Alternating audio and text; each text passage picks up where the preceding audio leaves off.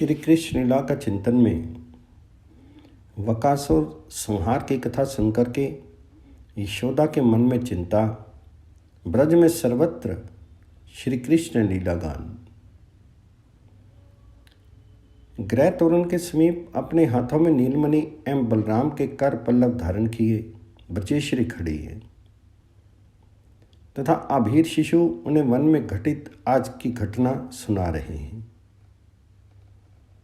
रे मैया, इससे परे सुंदर कौतुक और कोई हो ही नहीं सकता।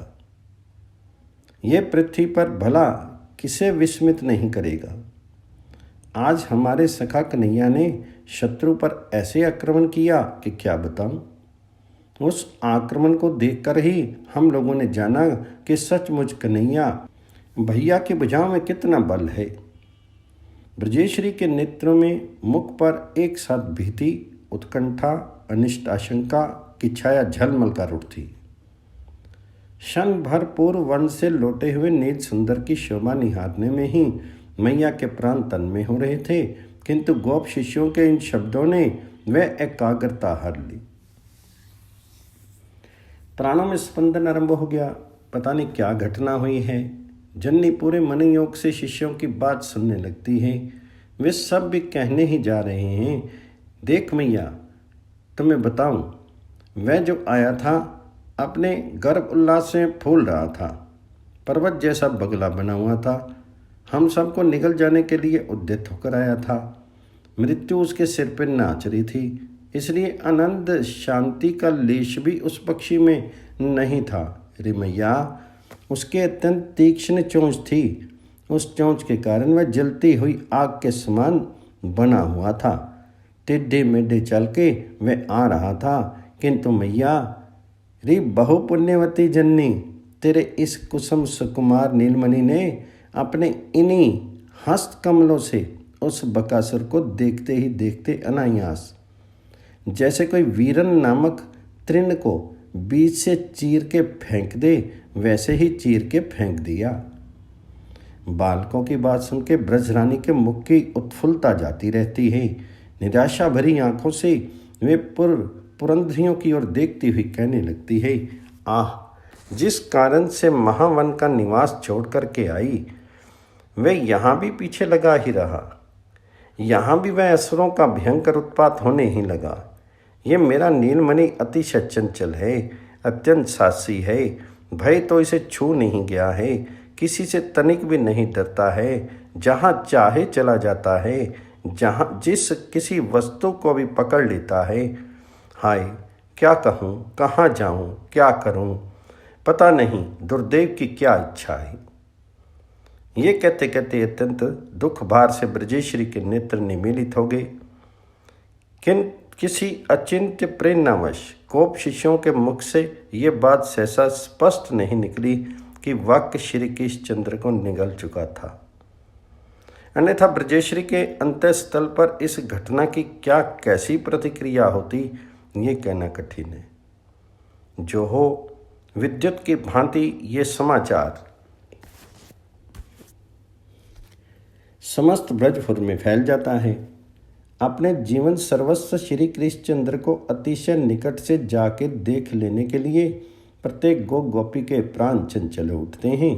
नंद भवन में ही ब्रजमंडल एकत्र हो जाता है। बालक बार बार उस घटना का विवरण सबको सुना रहे हैं। सुनकर सभी आश्चर्य विस्फारित नेत्रों से श्री कृष्णचंद्र की ओर देखने लगते हैं। ब्रजेश्वर एवं उपनंद आदि प्रमुख गोपों ने आदि से अंत तक कैसे क्या क्या हुआ सब सुना। फिर तो सबकी अंजलि भन जाती है। सभी अपने इष्ट देव श्री नारायण के चरणों में श्री कृष्णचंद्र की इस अप्रत्याशित रक्षा के लिए लुट पड़ते हैं। श्री कृष्णचंद्र के सुकोमल अंगों की और दृष्टि जाने पर उन्हें विस्मय होता है। ओह, इस नन्हे से नीलमणि ने ऐसे दुर्दांत दैत्य को अनायास चीर डाला। और जब वे वक्र के द्वारा श्री कृष्णचंद्र को निगल लिए जाने की बात स्मरण करते हैं, तब उन्हें लगता है, आह, नीलमणि तो आज हम लोगों को छोड़कर मानो दूसरे लोक में चला ही गया था। श्री नारायण देव की कृपा से ही लौट के आ गया है। मृत्यु की छाया छू कर आया है। उनकी खोई हुई परम निधि उन्हें पुनः प्राप्त हो गई है। नीलमणि उनके नेत्रों के सामने पुनः कुशल लौट तो आया है। उन्हें क्या नहीं मिल गया है। प्रत्येक गोप गोपी के अंतस्थल का अनुराग उमड़ चलता है। सभी अतृप्त नयनों से श्री केश चंद्र की ओर देखते ही रह जाते हैं। जब भाव प्रवाह किंचित शिथिल होता है, तब गोप समाज में, गोप मंडली में ये चर्चा आरंभ होती है। आहो, कितने आश्चर्य की बात है। अब तक इस बालक के लिए मृत्यु के कारण जो बहुत से उपस्थित हुए, पर हुआ ये कि जो इसका अनिष्ट करने आए उन्हीं का अनिष्ट हो गया। ऐसा इसलिए हुआ कि उन सब के सब ने यहाँ आने से पूर्व बहुत से प्राणियों का अनिष्ट साधन करके अपने लिए भी पुष्कल मात्रा में अनिष्ट का ही संचय कर लिया था। उनके पाप का घड़ा भर जो चुका था। देखो तो सही, वे भयंकर मूर्ति राक्षस आते तो हैं, पर इस कुसुम से भी सुकुमार नील सुंदर का बाल बांगा तक नहीं कर पाते। सब के सब इसका प्राण हरण करने की इच्छा से ही आते हैं, पर जहाँ इसके पास आए कि प्रज्वलित अग्नि में गिरे पतंग की भांति स्वयं नष्ट हो जाते हैं। ओह, वेदार्थ तत्वज्ञों के मुख से निश्रित वाक्य सचमुच कभी मिथ्या नहीं होते। भगवान गर्ग ने जो कुछ कहा था उसे ठीक ही घटित होते हम लोग देख रहे हैं, किंतु ब्रजेश्वरी का ध्यान इस चर्चा की ओर बिल्कुल नहीं है। वे अपने नित्य क्रम में व्यस्त है।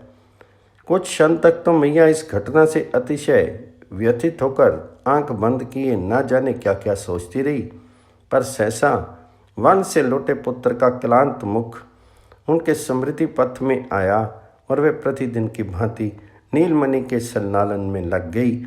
अतिशय लाड से गोप शिष्यों को अपने अपने घर भेज दिया। फिर अभ्यंजन, उद्वर्तन आदि से नीलमणि की अग्रज की श्रांति मिटा करके उन्हें ब्यारू कराई। ये हो जाने के अनंतर वात्सल्य की सहस्त्र सहस्त्र धारा से नील सुंदर को अभिषिक्त करती हुई मैया उनसे कहने लगती है, मेरे लाल, आप तो घर पर ही रहे, आप फिर कभी वन में मत जाना। मेरे लाडले, वत्स संसालन का तेरा सुख यहीं समाप्त हो। वत्स रक्षण के लिए बहुत से गोप हैं ही। तेरे इस प्रकार कष्ट उठाने से क्या प्रयोजन सिद्ध होगा। बस अब बहुत हो चुका। श्री कृष्णचंद्र जन्नी की ये उद्विग्नता देख करके अपने कर पल्लव से उनकी ठोड़ी स्पर्श करते हुए आश्वासन देने लगते हैं, मैया, तेरे लिए कोई भी भय की बात नहीं है, तो व्यर्थ की चिंता रहने दे। ये कहते कहते ही श्री कृष्णचंद्र के नयन सरोजों में आलस्य भरने लगता है तथा जन्नी उन्हें परम सुंदर शैया तल पर शयन करा देती है। इधर गोप समाज में, गोप समुदाय में श्री कृष्णचंद्र की चर्चा समाप्त नहीं हुई है। स्वयं ब्रजेश्वर एवं उपनंद आदि प्रमुख गोपी अन्य समस्त कृत्य भूल करके सबकी बातें सुन रहे हैं तथा स्वयं भी घटनाक्रम के किसी अज्ञात एवं स्खलित अंश की पूर्ति दे रहे हैं। पूतना, शकट, त्रिनावर्त, यमल अर्जुन पतन, वाक्वीपाटन आदि समस्त लीला कथाओं की इससे संबंध क्षुद्र से क्षुद्र नगण्यतम घटना वालियों की पुनः पुनः आवृत्ति करने में इस आभीर कुल को इस समय क्षण क्षण में नवीन उत्साह की अनुभूति हो रही है। आज तो अभी अभी विशिष्ट घटना घटित हुई है। वाक को चीरकर श्री कृष्णचंद्र ने सबको आश्चर्यचकित कर दिया है। ऐसे निमित्त से श्री कृष्ण चरित्र की चर्चा चले, इसमें क्या बड़ी बात है। ये जो ब्रजेश्वर से लेकर जन साधारण तक समस्त पूर्ववासियों की जीवनचर्या का प्रमुख अंग है, उनका व्यसन है। इससे उपरति तृप्ति उन्हें कभी होती ही नहीं। सजल नेत्र हुए अश्रुपूरित कंठ से श्याम बलराम के चारों चरित्रों का गान पूर्ववासियों के प्राणों का आधार है। ये किए बिना उनके लिए प्राण धारण संभव नहीं है। ब्रजमंडल में, नंद ब्रज में, वृंदाकानन में नंद नंदन की तथा रोहिणी तने की कथा सुधा सतत प्रसारित होती रहती है। उसी में अवगाहन करते, उसी में निरंतर निमग्न हुए पूर्ववासियों को भाव वेदना स्पर्श तक नहीं कर पाती। कथा अमृत सिंधु में डूबे हुए इस अभीर समाज को भाव दुख दावानल दग्ध नहीं कर सकता। इस ज्वाला की छाया भी उन्हें छू नहीं सकती। रमावल्लभ श्री कृष्णचंद्र के ऐसे चरित्रों को जो केवल सुनते मात्र हैं, जिन्हें अनुभव नहीं, केवल श्रवण मात्र से ही होने वाला लीला संबंधी ज्ञान जिनके पास है, उनके लिए भी भाव दुख का लेश तक नहीं रहता। लीला श्रवण की इतनी महिमा है, फिर यहाँ तो ब्रजपुरवासियों के नेत्रों के सामने वे श्री कृष्णचंद्र स्वयं विराज रहे हैं एवं श्री कृष्ण चरित्र का प्रत्यक्ष प्रवाह बह रहा है। अब इन पूर्ववासियों को यदि भाव वेदना की अनुभूति नहीं होती तो उसमें आश्चर्य ही क्या है। इस ब्रजपुर में जब से श्री कृष्णचंद्र का अवतरण हुआ है, तब से उनके महामरकत श्यामल अंगों से लीला का नवीन नूतन स्तोत्र क्षण क्षण में झरता रहा है। प्रत्येक गोप गोपी के अंतःस्थल में उनकी एक एक बूंद संचित होती रहती है और फिर प्रत्येक बिंदु गीत के रूप में मूर्त हो जाता है। प्रत्येक रजनी का विराम होते ही गोपेंद्र एवं अन्य समस्त गोप तो नित्य क्रम में संलग्न होते हैं और गोपेंद्र परिचारिकाएं गोप सुंदरियां वास्तु पूजन कर अपने कंकन भूषित करों से धरी मंथन आरंभ करती हैं। उस समय प्रत्येक ग्रह में, प्रत्येक गोपी के अधरों पर श्री कृष्ण लीला गान की लहरें उठती रहती हैं। गीत की ये अनर्गल धारा ब्रजराज के ब्रजमंडलवासी समस्त गोपों के कर्णरंध्रों में प्रविष्ट हो जाती है। किसी गोपी के मानस पथ में श्री कृष्णचंद्र पालने झूल रहे हैं। गोपी उसे निहार करके आनंद निमग्न हो रही है।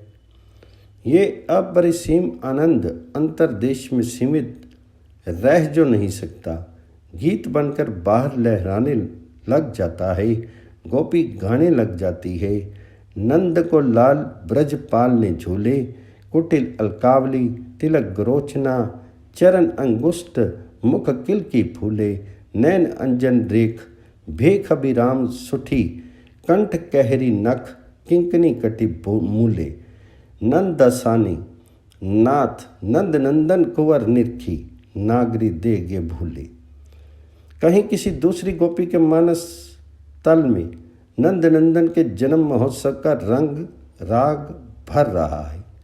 उत्सव का साक्षात्कार करके वह भूली नहीं समा रही है। उसके प्राणों की उमंग शब्दों का आकार धारण करके बाहर प्रसारित होने लगती है। माई आज गोकुल गाम कैसो रहो फूली की, ग्रह फूले दिसे जैसे संपत्ति समूल के, फूली फूली घटा आई घर हर धूम घूमी के, फूली फूली वर्षा होती झर लायो झूमी के, फूलो फूलो पुत्र देखी लियो उर लुमी के, फूली है जसोदा माई ठोटा मुख चूमी के, देवता अग्नि फूले घृत खांड होमी के, फूल्यो दिसे दधी कांदो ऊपर सो भूमि के, मालिन बांधे बंधन माल घर घर डोली के, पाटंबर पहिराए राई अधिके अमोल के, फूले हैं भंडार सब द्वारे दिए खोल के, नंद दान देत फूले नंददास बोली के। इस प्रकार गोप मुख निसृत लीला गान की अनंत धाराएं दसों दिशाओं को पर्याप्त कर देती हैं। गोपों के कर्णपुट इससे पूरित होने लगते हैं। इनका उन्मादी प्रभाव वियोवृत गोपों तक को चंचल कर देता है। गोष्ठ जाकर के गोदोहन गो संलालन आदि में लगे हुए गोप समाज का मन और तो क्या भुवन भास्कर को अध्य समर्पित करते हुए परम निष्ठावान स्वयं ब्रजराज का मन भी इस प्रवाह में बरबस बह चलता है। गोपों के द्वारा गो संलालन गो दोहन तो होते हैं, पर होते हैं यंत्रवत और मन तन में होने लगता है। उन्हीं के मुख से सदा प्रस्फुरित लीला गान में ब्रजेंद्र को भी अर्ध के मंत्र की श्रद्धा विस्मृति है। केवल क्रिया मात्र संपन्न हो रही है, चित्तवृत्ति तो कब की विलीन हो चुकी है।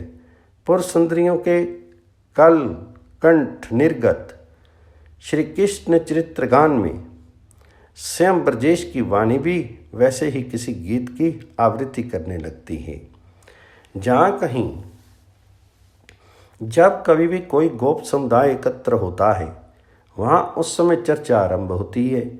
श्री कृष्ण चित्र से ही तथा आरंभ होने के अनंतर उनका विराम कहाँ, क्योंकि इस समुदाय का प्रत्येक सदस्य अपने देश में किसी एक परम सरस स्तोत्र का ही अनुसरण करते हुए लौटता है।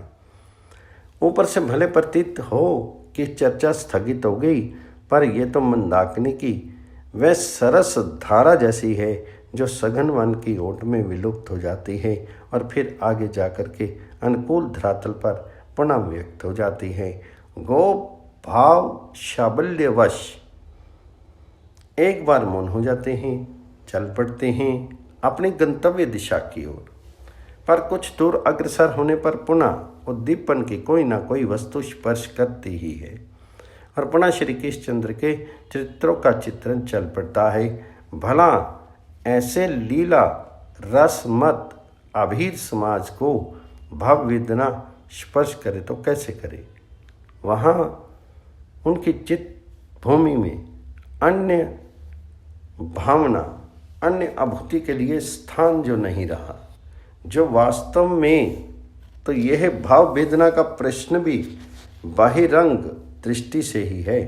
अनंत ऐश्वर्य निकेतन नर आकृति पर ब्रह्म परशोत्तम स्वयं भगवान ब्रजेंद्र नंदन के ये लीला परिकर नंद दंपति ब्रज घोष, ब्रज गोप, गोप सुंदरियाँ, गोप शिशु आदि सब भवाटवी में भ्रमण करने वाले जीव तो हैं नहीं,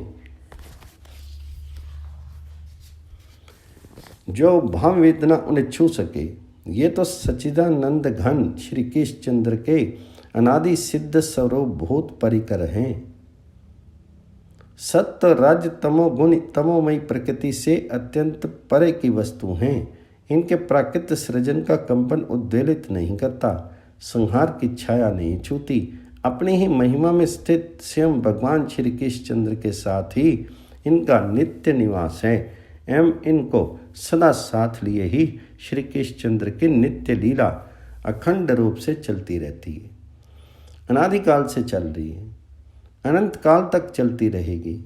यहाँ इस लीला में क्षुधा पिपासा शीतन उष्ण सुख दुख हास्य क्रंदन जो कुछ भी है वह सत्व राज्य तम इन त्रिगुण की परिणति नहीं, अभी तो सब के सब सच्चिदानंद में है। सच्चिदानंद सिंधु की लोल लहरियाँ हैं, इन पर खेलते हुए इनका रस लेते हुए श्री कृष्णचंद्र कभी कभी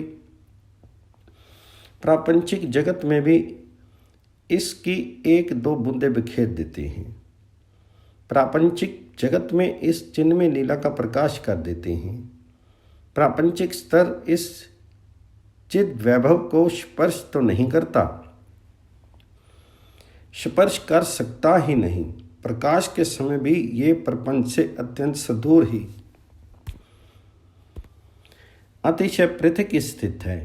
फिर भी अचिंत्य सौभाग्यवश एकमात्र भगवत कृपा को ही जीवन का सार संबल बनाने वाले जो प्राणी इसका साक्षात्कार करते हैं उनके अनादि संसरण की इति हो जाती है और वे अपने अधिकार के अनुरूप इसमें यथा योग्य यथा समय स्थान पाते हैं। आगे भी इस प्रकाश के अंतर्हित हो जाने के अनंतर भी साधना का आदर्श साधन का स्वरूप प्राप्त होता रहता है, जिसका अनुसरण करके अगणित प्रपंचरत प्राणी अपने परम निश्रेयस का मार्ग प्रशस्त करते हैं। ऐसे इस दिव्य अति दिव्य चिन्ह में साम्राज्य के परिक्रम में भाव वेदना का सचमुच प्रश्न कहाँ बनता है। ये तो श्री कृष्णचंद्र की चिन्मय लीला में प्रपंचगत भावों का साम्य देख करके होने वाली शंका का एक बहिरंग समाधान है। साथ ही त्रिताप दग्ध प्राणियों के लिए एक सुंदर संकेत है, जीवो क्यों जल रही हो। श्री कृष्ण लीला रस मंदाकिनी के इस पुनीत प्रवाह में तुम भी इन गोपों की भांति अवगाहन करो, तुम्हें शाश्वती शांति सहज में प्राप्त हो जाएगी। अस्तु आज एक प्रहर निशा व्यतीत हो चुकी है। ब्रजेश्वरी तो शयनागार में पुत्रों के लिए उन्हें सुला करके स्वयं अनिद्रित रहकर चिंता में निमग्न है। उन्हें एक ही चिंता हो रही है, किस प्रकार से हो नीलमणि यदि वन जाने का हाथ छोड़ दे तो कितना सुंदर हो। क्या उपाय करे, नीलमणि को कैसे समझाए। और इधर ब्रजेश्वर अभी भी गोप सभा में विराजित हैं, राम श्याम की चर्चा करने में सुनने में तन्मय हो रही हैं। किंतु अब अधिकाल जो हो रहा है, नारायण मंदिर में शयन निराजन का समय हो चुका है। परिचारिका के द्वारा समरण दिलाने पर ब्रजेश्वर सभा विसर्जित करके मंदिर की ओर चल पड़ते हैं। किंतु अभी अभी श्री कृष्ण चरित्र चित्रण श्रवण से प्रातः सुख की अमिट समृद्धि साथ लिए जा रहे हैं। वास्तव में यह सुख है ही अप्रतिम, इसकी अन्यत्र कहीं तुलना जो नहीं। जो सुख होत गोपाली गाएं, सो नहीं होत किए जप तप के कोटि के तीर्थ नहाएं। दिए लेत नहीं चारि पदारथ, चरण कमल चित लाए। तीनों लोक तृण सम करी लेखत नन नंदन और आए। वंशीवाट वृंदावन जमुना तजी बैकुंठ को जाएं। सूरदास हरि को सुमरन करें, बहुर न भव चली आवें। बाल कृष्ण भगवान जी की जय, यशोदा मैया के लाल की जय, नंद के गोपाल की जय।